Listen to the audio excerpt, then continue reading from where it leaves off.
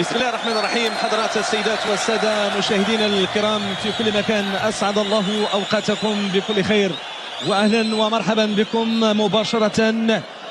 نجدد الترحاب بكم من خلال مباريات البطولة الاحترافية بقسم الأول، واللقاء الذي يجمع بين فريق الوداد الرياضي وفريق الفتح الرياضي الرباطي. الصراع الذي يأتي ليكون هنا بمدينة الدار البيضاء المركبة الرياضي محمد الخامس، مسرحا لمباراة قوية بين الوداد والفتح الرباطي. الفريقان اللذان يبحثان عن الخطوات الأولى في الدوري الاحترافي من أجل تحقيق مسار جيد وبداية أيضا جيدة. الأمور تسير إذن في الأسبوع الأول والجولة الأولى، الوداد والفتح الرباطي وريان من أجل تحقيق نتيجة إيجابية بعد أن انتهت الأمور يوم أمس بين الجيش الملكي وشباب محمدية هدفين مقابل لا شيء للجيش، قبل نهضة بركان في صراع كان مع فريق المولودية الوجدية في لقاء ديربي الشرق 2 مقابل لا شيء لصالح النهضرية البركانية، ثم الرجاء الذي انتصر على فريق سويد برشي ب3 أهداف مقابل هدف واحد. لحظات وسنوصل 45 دقيقة الأولى صافرة البارود محمد تاتي في هذه اللحظات، وننطلق وإياكم في غمار المواجهة بين الوداد وفريق الفتح الرياضي الرباطي. الكرة البداية أنس باش أيام وليد الركراكي، وبعد ذلك تألق بشكل كبير وملفت. نقطة أيضا مع شباب سلام شفناها كرة أمامية، محاولة فرصة ودادية، كرة الهدف كان بإمكان أن تكون في المرمى. محاولة أولى من جانب الوداد، محاولة أولى من جانب الوداد، كان بليل يدراوي كاد أن يضع في المرمى. لاحظوا تمريرة عرضية جات بهذه الطريقة، تصويبة من لولا أيضا يقظة الحارسين المجيد اللي في اللقاء. كرة أمامية، محاولة جهة اليسرى، عملية هجومية من جانب فريق الوداد الرياضي، تمريرة داخل منطقة الجزاء. مرة ثانية التمرير العرضي كان بإمكانه أن يكون حل من الحلول من شكل هذا. أيضا كنشوفوا المحاولات الهجومية كتجي من خلال الأطراف، تمريرة البحث عن دخول داخل منطقة الجزاء، هذه عملية هجومية، فرصة ودادية كان بالإمكان أن تكون في المرمى، كان بالإمكان أن تكون في المرمى. يحيى عطية الله الانطلاقة ديالو، الوقت اللي طلب الكرة يحيى عطية الله كان وقت مثالي. لاحظوا طلب الكرة كان مساحة فارغة، ما كانش سميون، انطلق بالكرة ديالو، حاول ما أمكن أنه يبحث على رفع الكرة مباشرة جديدة لصالح فريق الفتح. التحضير من الجهة اليسرى، تمريرة راسية، كرة ممتازة مباشرة فوق المرمى. يحيى عطية الله تمريرة داخل منطقة الجزاء، إمكانية التمرير في جديد، فرصة والتصويبة.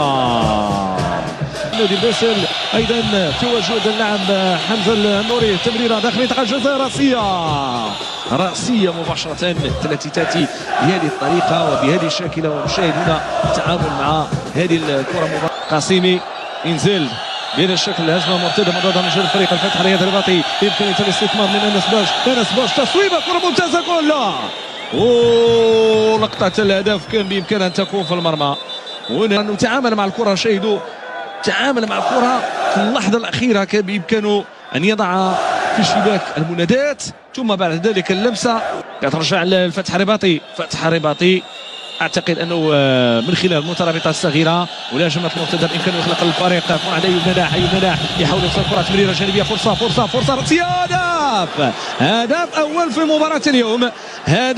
في مباراه اليوم، بامضاء حمزه النوري اللي تمكن باش انه يستطيع التمرير. كانت جيده. لاحظوا هنا المكونات ديال فريق الفتح الرباطي معهم دحان ايضا الاسم السابق في فريق الجيش الملكي، واحد اطر وطنيه.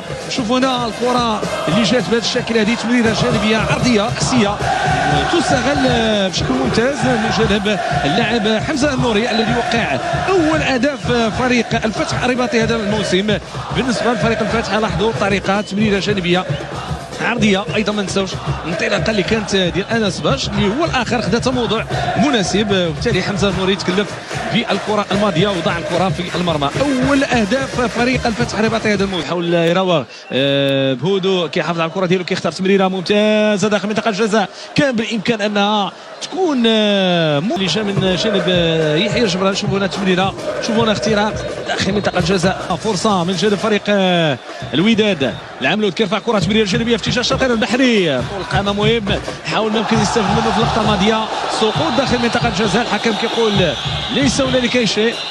لاحظوا هنا السقوط الأخيرة، آخر الثواني، انتهى الوقت الذي أضافه الحكم كوقت بدل ضائع. تنفذ هذه الكرة داخل منطقة الجزاء، البحث عن تصويبة إلى خارج رقعة الميدان من أيوب مناح. اللي كان يبحث باستطمان يكون سيناريو الجوله الثانيه افضل بكثير من هذه الجوله اللي نشوفوها اللي تالق فيها فريق الفتح الرباطي بهدف واحد مقابل الشيء. المعطيات والاحصائيات اتركها لكم مشاهدينا الكرام. اعترك فريق الفتح الرباطي ونجم يرفع كره داخل منطقه الجزاء راسيه، ولكن التمكن من استثمار الكره. ما لاحظوا الكره التي لعبت بهذا الشكل الراسيه التي يثرها جدا كسر الامام اللاعب اللي يعطي الكرات الخطوط الاماميه. كره تمرير اماميه، محاوله من شديد الفتح الرباطي يندفع، كره من مهدي قناص، تصويبه جول. والهدف الثاني، الهدف الثاني من ايوب نناح في الوقت اللي كان الجميع ينتظر الوداد ان يعود، يظهر ان الفتح الرباطي كان له خيار اخر. الفتح الرباطي ينتفض هنا في مدينه الدار البيضاء بالمركب الرياضي محمد اخرج قواعده. تمريره جانبيه لعبت بهذه الشاكله من الجهه اليمنى من جانب المهدي قرناص، لعبها داخل منطقه الجزاء، واللمسه الاخيره اللمسه الختاميه يضع الكره في المرمى، يعلن عن هدف ثاني في مباراه اليوم فريق الفتح الرباطي من امضاء ايوب نناح. اليسرى من خلال يحيى عطيت الله سيفدي بورا يرفع كره داخل منطقه الجزاء. هنالك تغطيه من المهدي، هدفين مقابل لا شيء.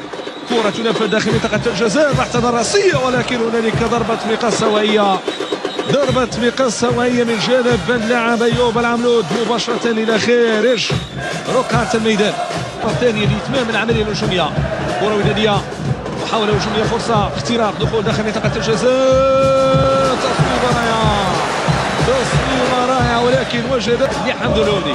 كره ملعوبه داخل منطقه الجزاء مره اخرى، تغطيه، كره وداديه، تصويبه، ولكن مباشره الاسماء التي غادرت تركيبة فريق الوداد. كرة أمامية، محاولة تصدي ممتاز، بحث عن تمرير العرضي داخل منطقة الجزاء، إمكانية الإنزال والاستثمار، ولكن في آخر المطاف الحكم يقول العرض ليس هنالك شيشات على مستوى الخط الأمامي.